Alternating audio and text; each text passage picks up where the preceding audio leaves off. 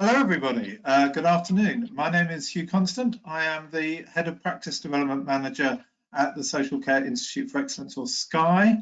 I hope you can hear me, I hope you can see me. You will be relieved to know you won't have to look at me for very long, but I just kind of wanted to introduce myself so you know that there's an actual human being speaking to you. I'm speaking to you from my house in South London. You are presumably all in lockdown in various places up and down the country. So first thing to say is I hope you're all well and sort of coping with the current situation, which is, you know, horrible and difficult in all sorts of ways. The webinar today is the first of 6 that is funded by the Department of Health and Social Care as part of their COVID-19 response, with an aim that this is to reach people who are perhaps new to the social care sector and having to engage with safeguarding for the first time. If that's not you, if you already know a bit about safeguarding, then stick with us. I think this will be a useful refresher, but this will be a sort of introduction to safeguarding over the course of the 6 webinars, getting into a bit more detail as each week goes past. Yeah, at a very introductory level today, certainly. This is the first of the webinars and the first time at SCIE that I've used this technology, so bear with me. I hope we get it right. I hope you can hear. My colleagues James and Alex are lurking somewhere in their rooms, wherever they live, to help, help run the whole thing. Hopefully it will go smoothly. Okay, so I'm going to switch off now and take you through the slides, okay? So hopefully now what you can see is just the slides. So this is module 1 of 6, what is adult safeguarding? So yeah, just an introduction to what we're going to be talking about, okay? So this is what we'll look at. Why is safeguarding important? That might feel like a sort of obvious question, but it's an important one to give some thought to, I think. Who we are safeguarding, who is it that we're talking about here? Who may be an adult with care and support needs? What is the definition of abuse? What are we talking about when we talk about abuse, and what different types of abuse and neglect there are? Who might abuse? Who might be the people that commit abuse? And then we'll finish with some key principles and responses sort of ahead of next week's session, where we will go into a bit more detail about those principles and responses. Okay, I hope that sounds like a reasonably entertaining way to spend the next, as I say, as it says there, 45 to 60 minutes. We'll see how long it takes, and partly that will be dictated by you, because hopefully what you can see is a question mark somewhere on your sort of display panel, which is the question function. And if you type in questions as we go, I'm going to pause 3 times over the course of the next 45 to 60 minutes and answer as many of those questions as we can. This is where my colleagues James and Alex come in, that they are monitoring the question box to sort of pick up on themes, okay? Also, because a sort of an inevitable fact about a webinar is that it's not the most interactive sort of technology available, we're going to try and increase the interactivity by the use of polls. So fairly soon you will be seeing, throughout the webinar, you will be seeing some polls pop up to give you a chance to sort of vote and comment on things. So we're going to try that one now, okay? This is just for fun. You will notice that the question you're about to see is not particularly related to safeguarding, but it's just to get you into the habit of doing the polls and us into the habit of managing them, okay? So here, bear with me, is the first poll. So, assuming you're all still obeying the government and in lockdown, where will you first go after the lockdown ends? Will it be pub, stroke restaurant, stroke cafe, hairdresser or barber? My wife is cutting my hair tomorrow, which is going to be a terrifying experience for both of us, but some people might be holding out for when the lockdown ends. Will it be the beach? Will it be the gym for some people? Will you hit the shops? What what would be your first port of call once the lockdown ends? Now, I have no idea whether people are voting on this. I can see there's votes coming in, Hugh. So people are definitely answering via the poll function. I'm delighted it's working. So what's winning? What's winning? At the moment, it's hairdresser and barber, which is in first place, which is interesting. Yeah, as I say, if I could have held out, I would. But yeah, it's.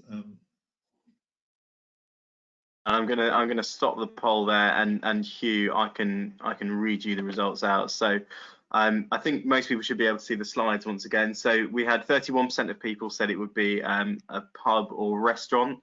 We had 33%, which did end up winning for hairdresser or barber. I wonder if there's some scruffy-looking people out there. People have really put that as their priority. We had 17 for the beach. Let's hope the weather stays nice. Only 8% said gym, and only 12% said shopping. Okay. Oh well, that's yeah. No, I think that's quite interesting. I can see there's no point going to the gym and getting all trim and if your hair looks terrible. So I think that makes perfect sense. Okay, we won't spend any more time on that. As I said, there will be more directly safeguarding related polls in the course of the webinar. Okay. So the first point. Why is safeguarding important? We talk an awful lot about safeguarding. It is the biggest thing that we write guidance on and provide support on it here at SCIE.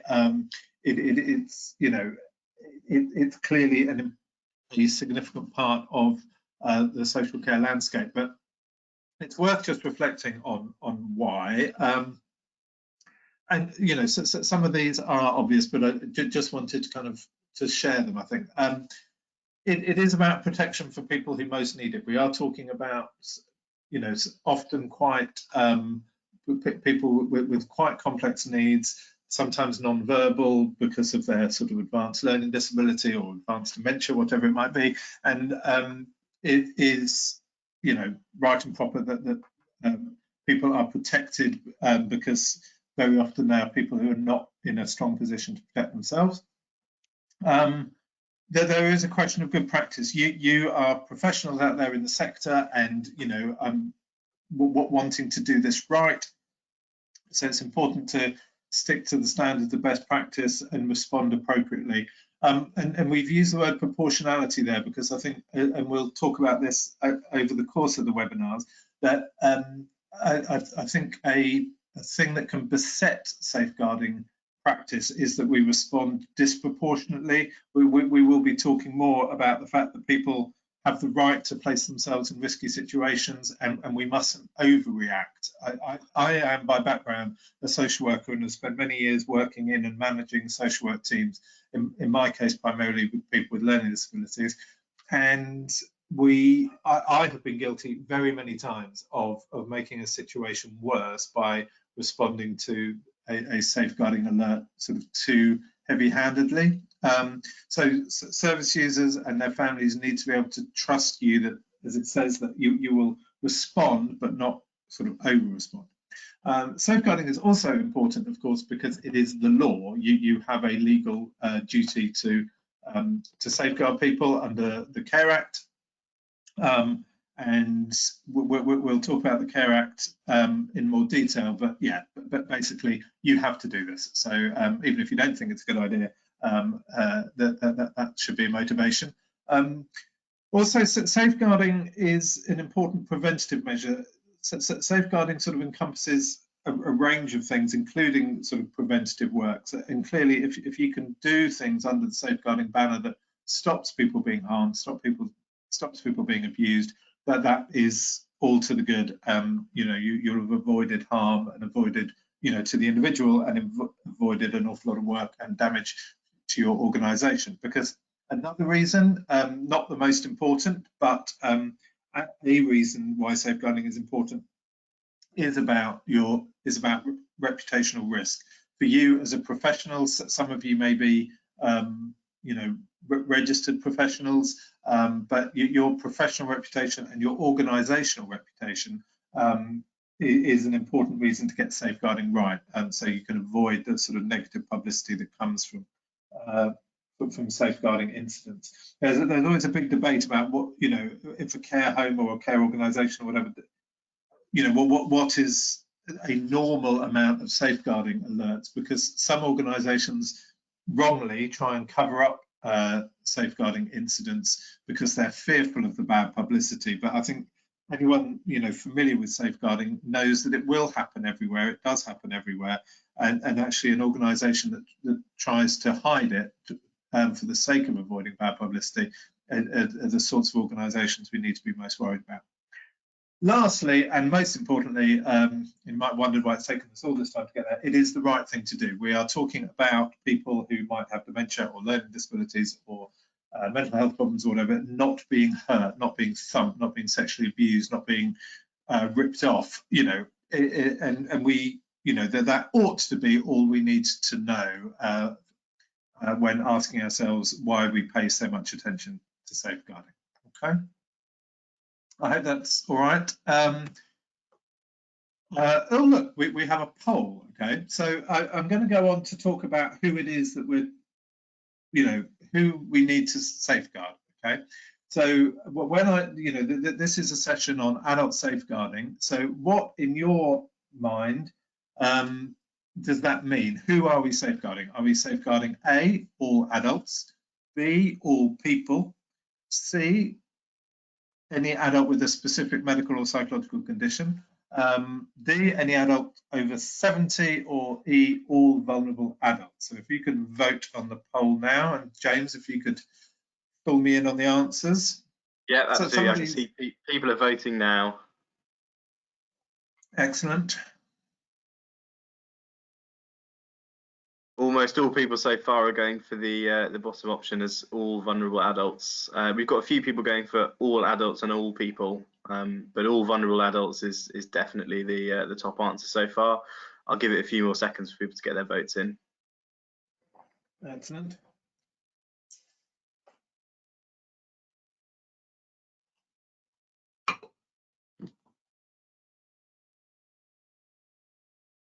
There we go. We've had most of you voting, so I think I'll stop it there. Hugh, we had, I've got the results in front of me. We had 14% go for all adults, 22% go for all people. We had virtually no one go for the next two, and then by far in the lead, we had 61% say all vulnerable adults, the last option. Okay, excellent. I mean, I think that's a sort of accurate set of answers. I mean, all people need safeguarding. It's true.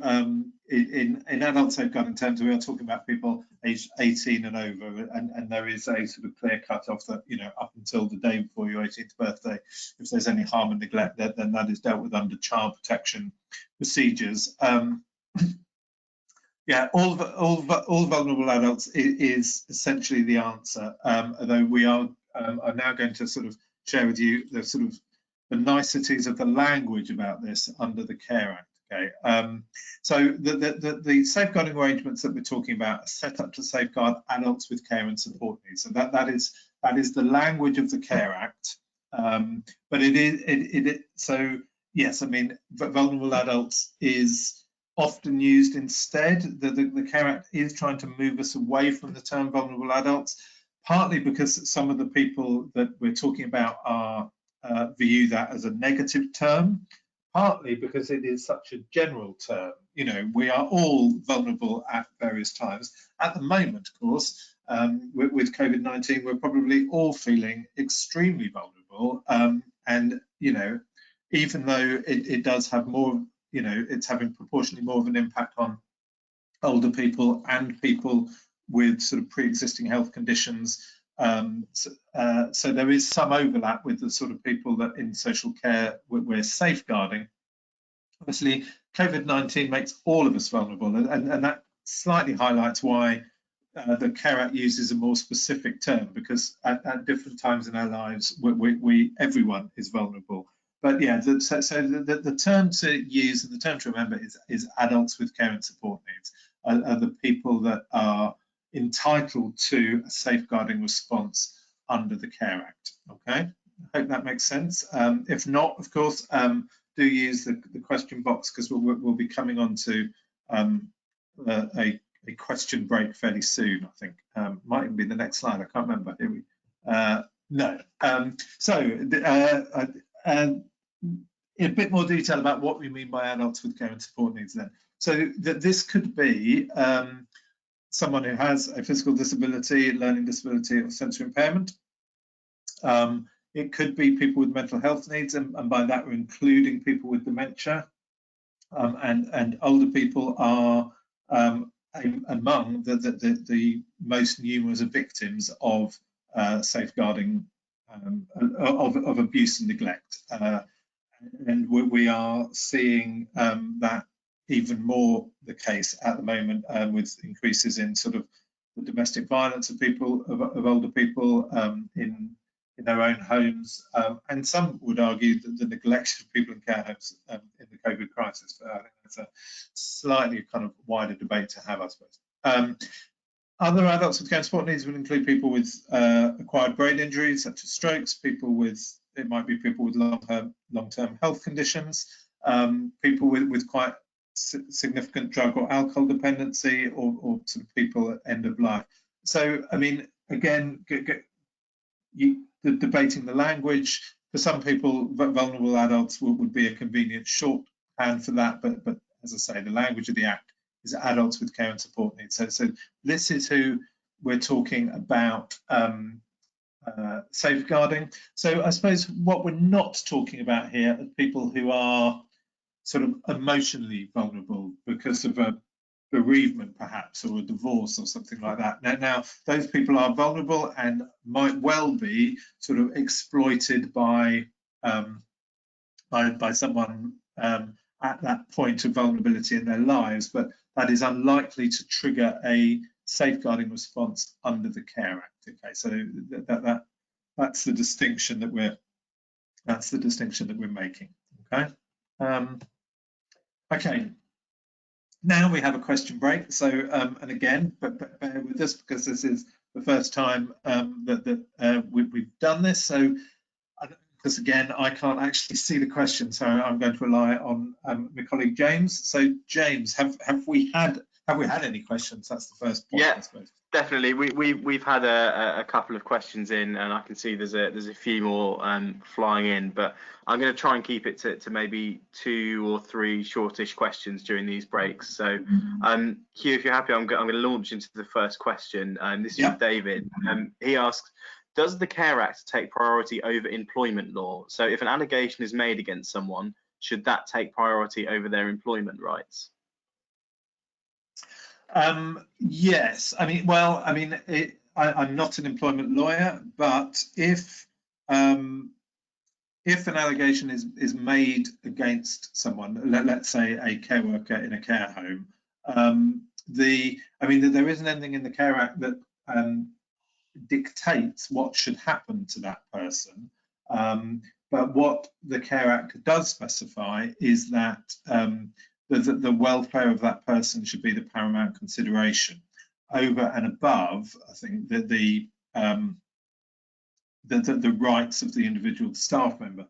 But individual staff members retain rights under employment law, so you can't be treated randomly unfairly. But what might happen is that, for example, people are suspended. Now they should be suspended without prejudice, you know, i.e.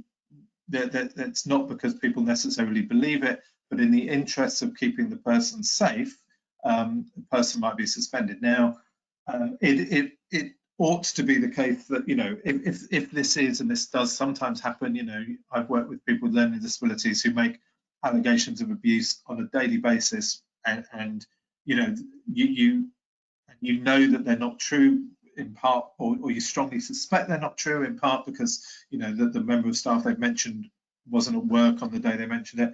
You know, you might need to factor that sort of thing into your decision making, but always remembering that just because someone has made up an allegation before doesn't mean that this particular one isn't true.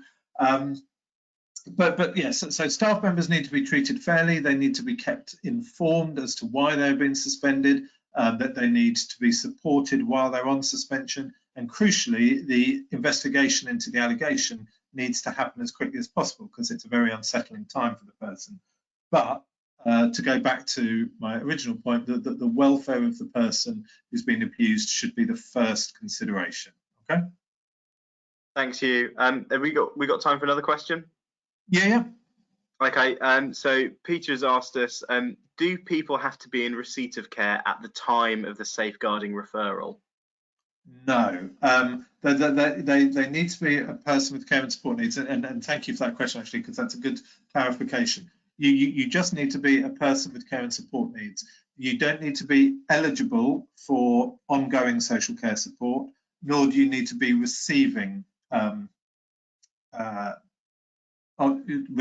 social care support.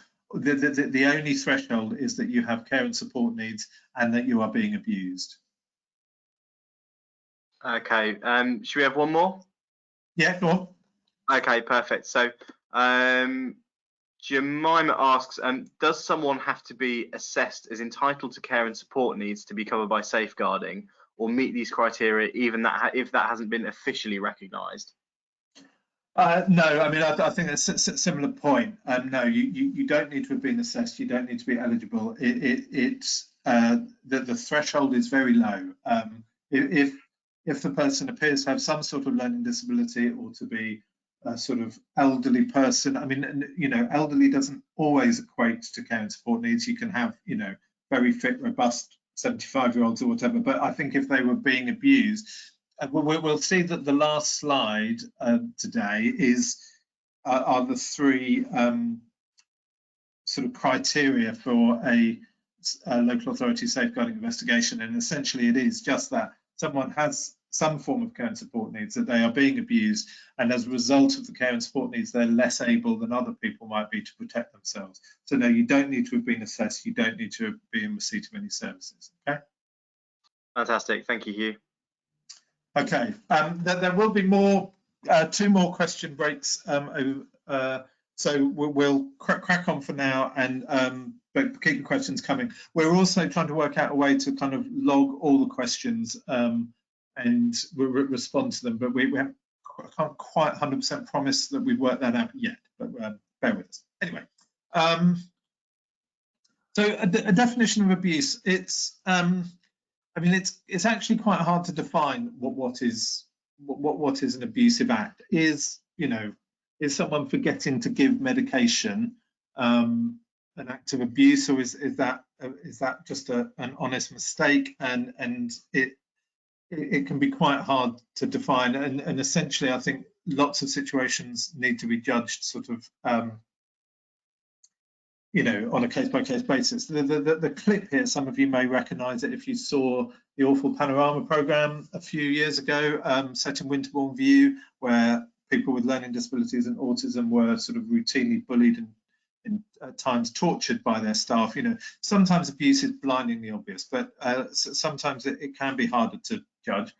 As it says, it can be one thing. It can be someone shouting at an older person in a care home, calling them stupid or whatever it might be. That is an act of abuse. It can be a sort of more sustained, series of abusive behaviours. But it tends to kind of always involve an imbalance of power, I think, where it is the person with care and support needs has a right to expect better treatment of someone, whether that is their family member, whether that's their, a member of staff, a social worker, a GP, whoever it might be.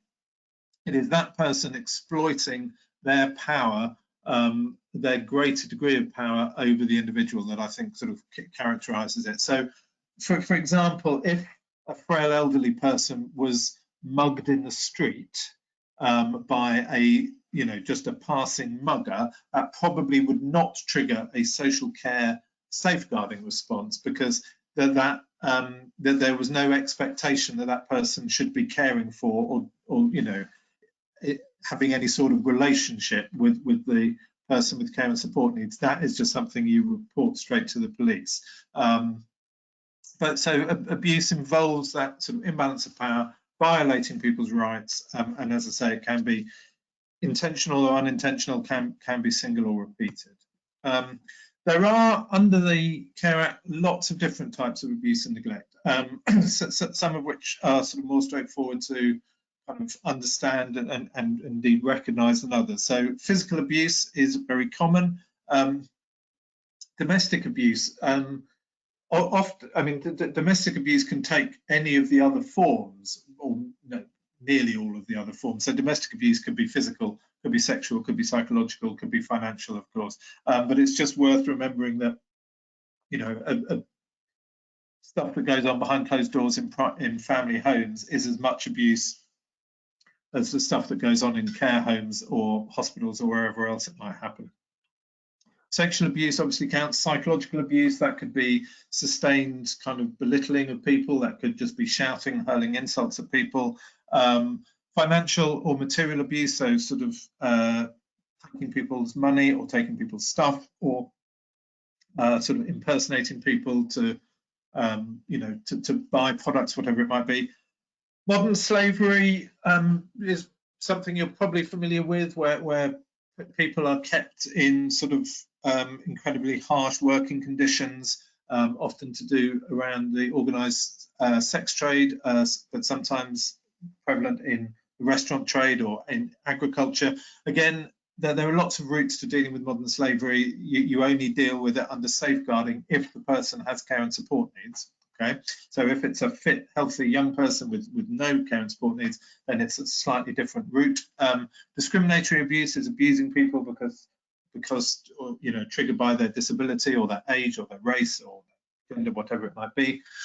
Organisational abuse is where the sort of the systems of, for example, a care home or a home care organisation are so bad and so disorganised that they amount to abusive behaviour.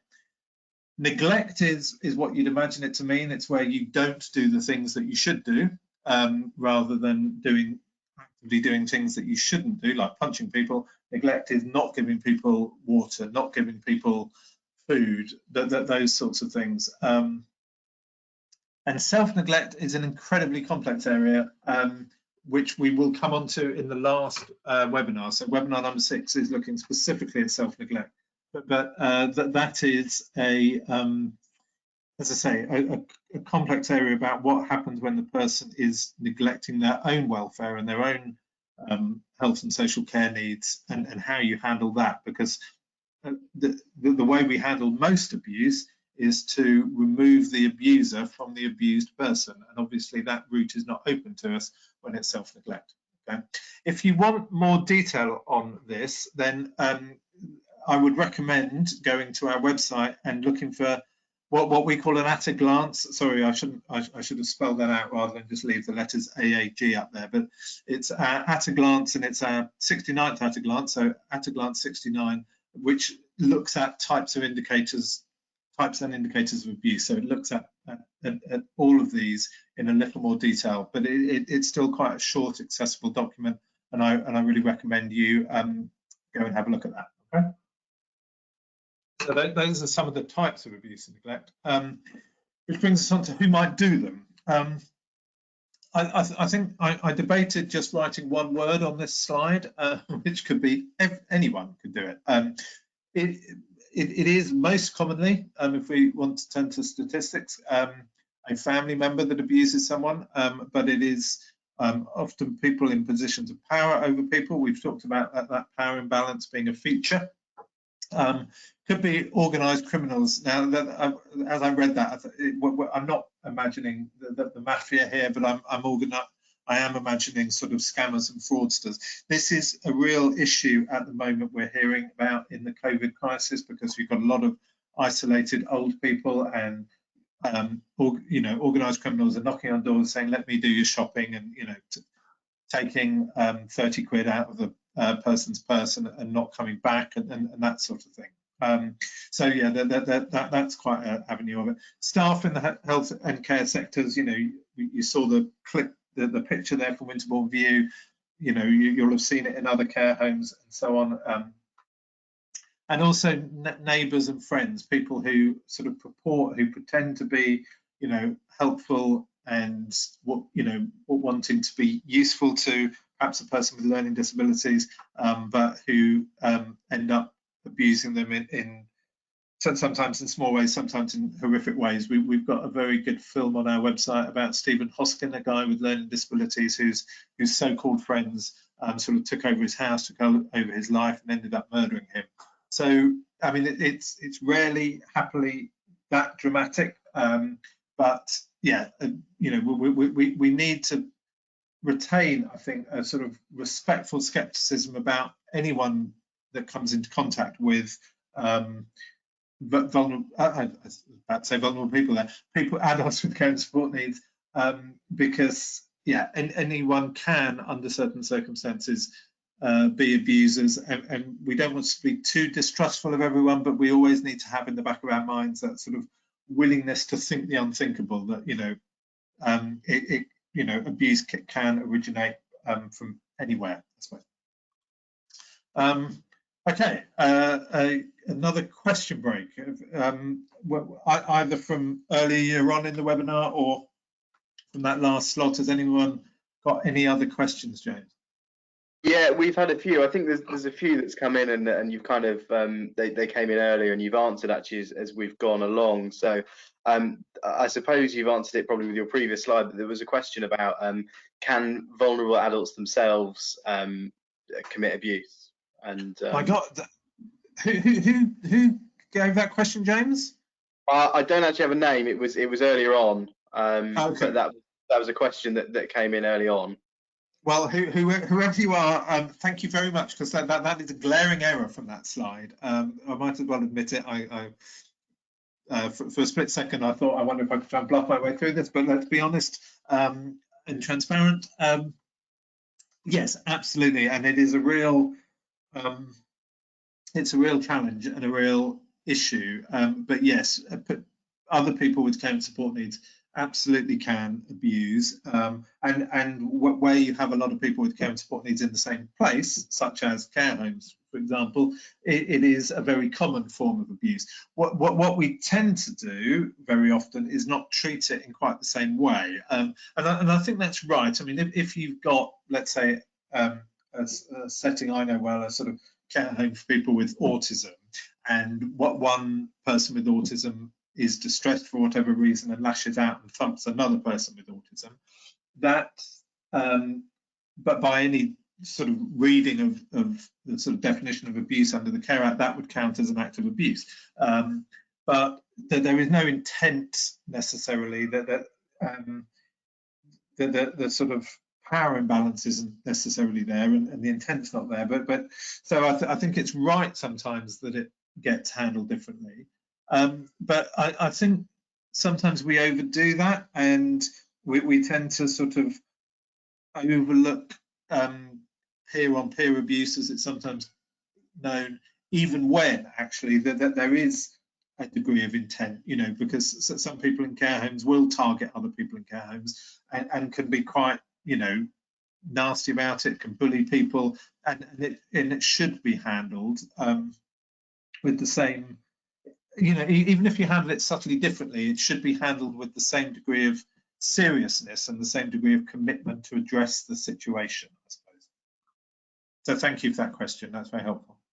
Thanks, Hugh. I've got another one here, relatively specific, about someone who said they've just finished their first safeguarding inquiry under Section 42 of the Care Act. They wondered, if the outcome is inconclusive, do they still need to inform DBS services of the allegation made towards a specific care worker? No, I think it is a specific question, but it's quite a useful question. That the point of the disclosure and barring service, I mean, you'll probably all have had your DBS checked, but one of the things you could do to the DBS and must do to the DBS, if someone is convicted or it is felt that it's proved that someone has been abusive, that person can be referred to the barred list. That's the B of DBS, the barred list that the DBS holds, to make sure that they don't work with people again.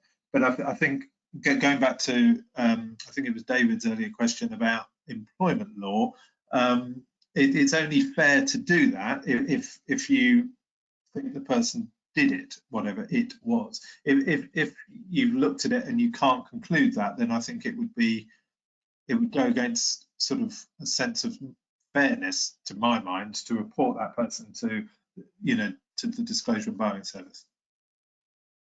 Okay, thanks, Hugh. I'm just going to do one more quick one. We've had a question about the sort of the safeguarding, adult safeguarding teams getting involved in incidents. So the example they gave said that if a perpetrator is abusing their partner, then are they right in saying that adult safeguarding will only be involved if that partner is deemed to be vulnerable? Yes, I mean, an adult social care team, yes, would only be involved if the victim has care and support needs. Absolutely. That doesn't mean that there should be no response if there's, if that sounds like a situation of domestic violence, then that there are domestic violence charities and support organisations out there. That they're very busy at the moment because of the lockdown, as we know. But yes, it would only be a kind of adult social care safeguarding response if the victim has care and support needs. Thanks, Hugh. There are a few more questions about self-neglect, but I understand, is that being covered in a later session? Yeah, I mean, there's going to be some one more sort of question slot, but yeah, so we might be able to take one or two of them there, but if not, there will be a whole session dedicated to it. Yes. Fantastic, thanks, Hugh. I'll move on for now to talk about the Care Act, because it's been mentioned a couple of times. So the Care Act, as people may or may not know, passed in 2014. Introduced in 2015, so it's just had its 5-year anniversary, and it is whatever else it's achieved, it has massively simplified what was a very sort of complicated legislative picture. It's got rid of, I think, about 39 separate pieces of legislation, and essentially virtually all social care is now happens under the auspices of the Care Act, including safeguarding. Introduced safeguarding into law for the first time, adult safeguarding. Care Act operates on some key principles. We'll look at a second at the safeguarding principles, but it's just worth noting that an awful lot of the Care Act sort of sits comfortably alongside good safeguarding. The underlying principle of the Care Act is that we need to promote an individual well-being, so there's clearly a safeguarding aspect to that. The Care Act has a very strong preventative message, as does safeguarding. Whether it's, it is clearly better to prevent harm and to prevent the increase in needs. Care Act is also very heavy on partnership working, as is safeguarding. We in social care need to work very closely with our health colleagues, and with the police in particular.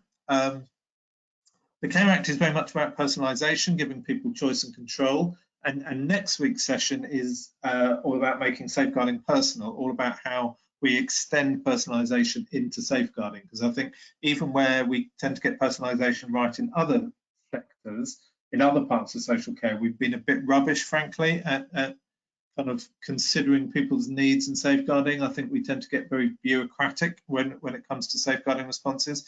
And the Care Act is also about being consistent and fair and transparent with people. Again, sort of key principles in safeguarding.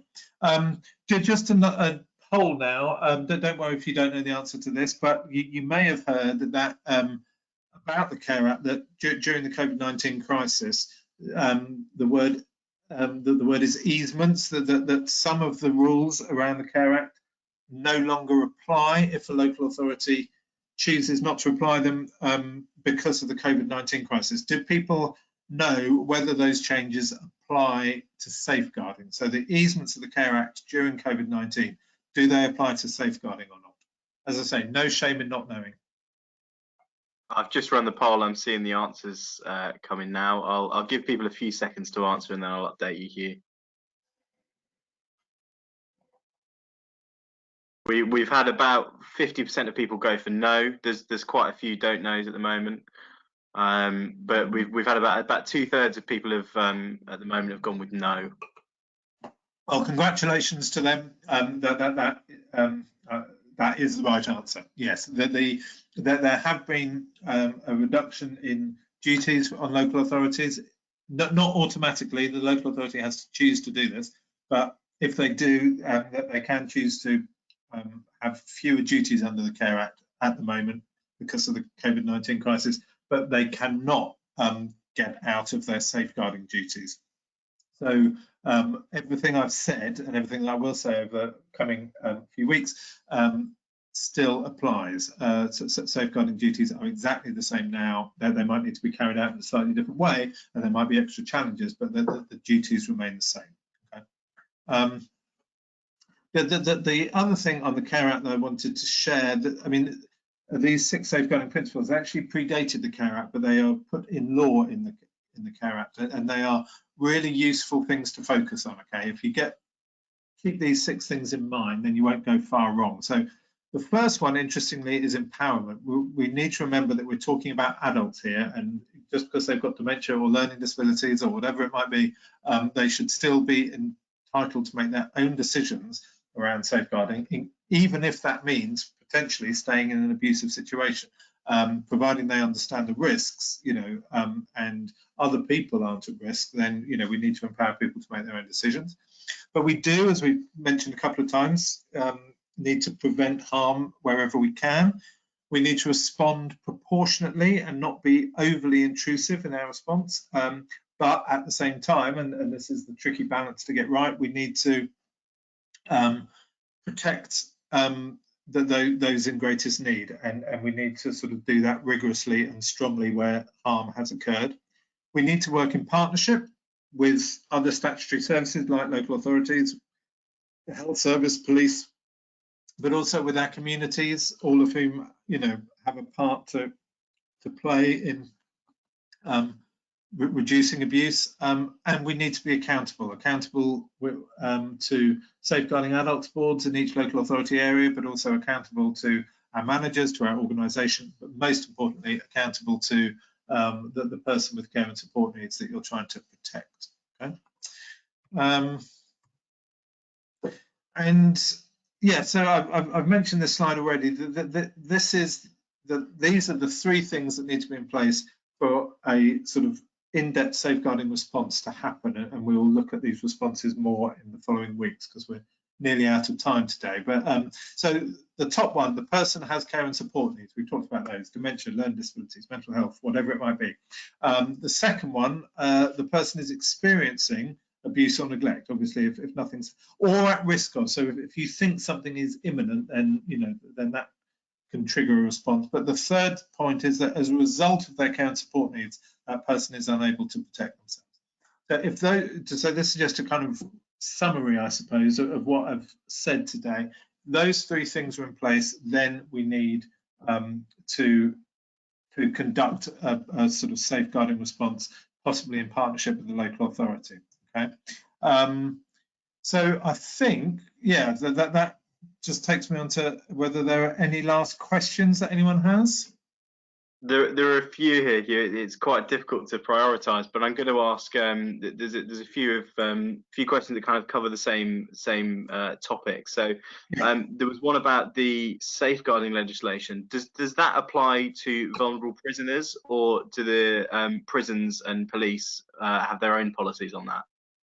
No, technically the Care Act applies to prisoners if the prisoners have care and support needs. Okay, and a lot do, of course. A lot of prisoners have learning disabilities, have mental health problems, and so on. So there's a high number of prisoners with dementia as well.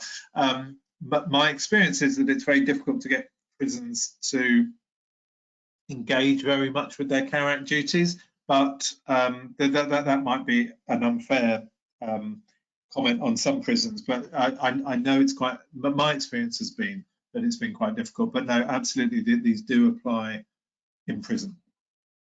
But not to every prisoner, that's correct, Hugh? No, again, it would just be prisoners with care and support needs. Okay, fantastic. We had a few questions about that subject. Let me have a look.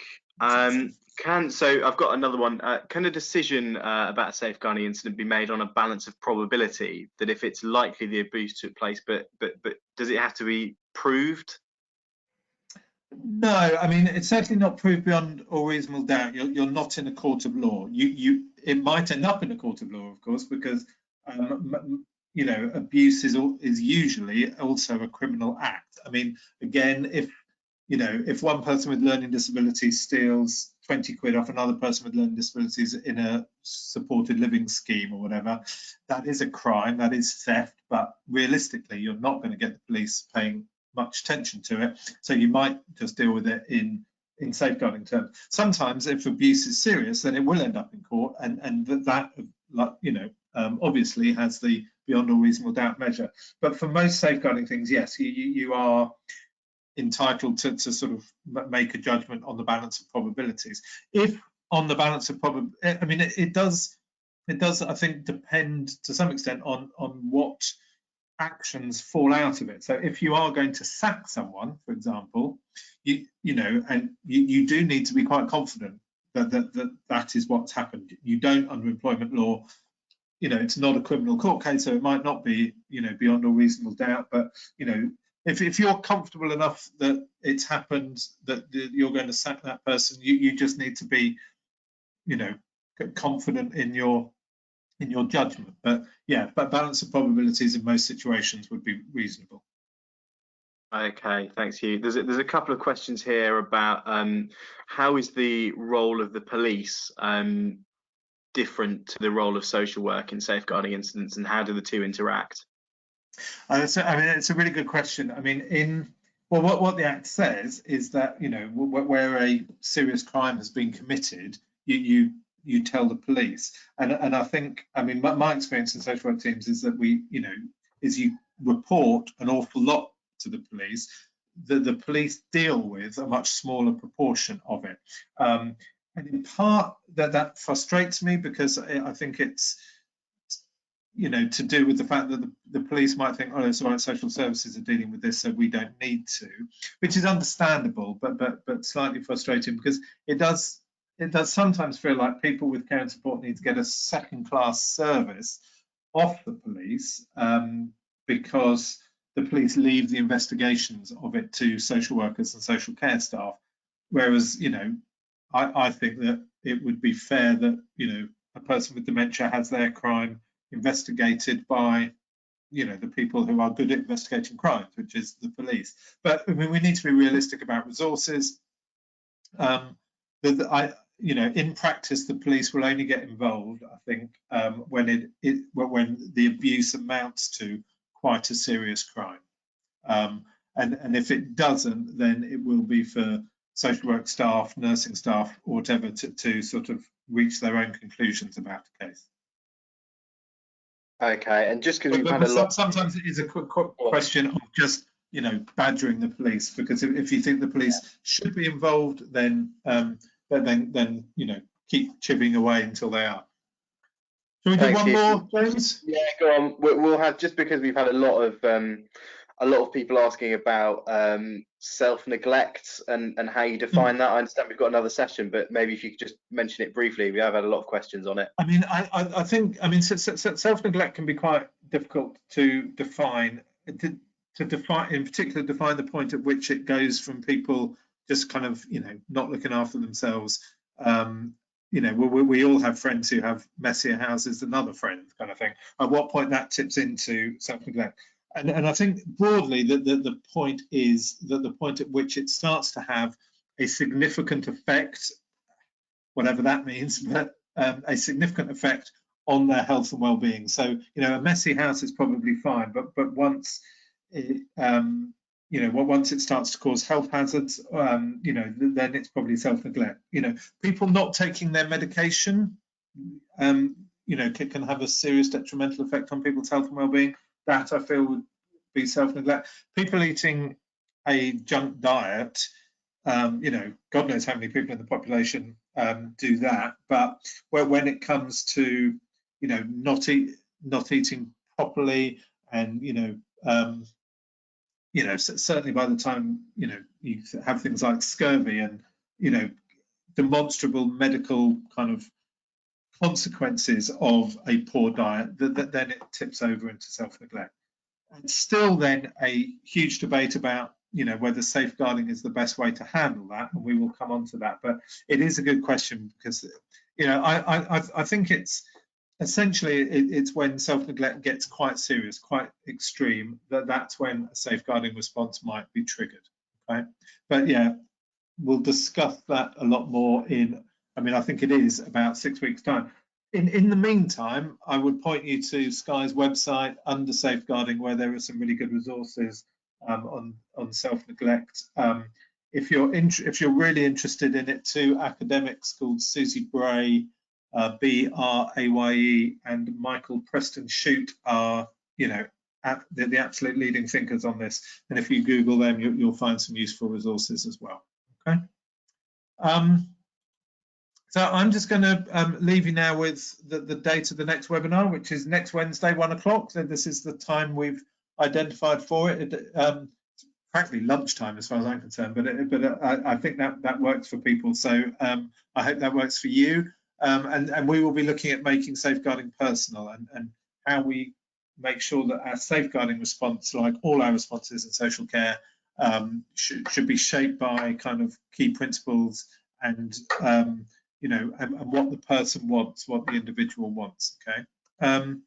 So I think that's it for now. Just to thank you for coming and for staying and for asking questions. I hope it's been useful.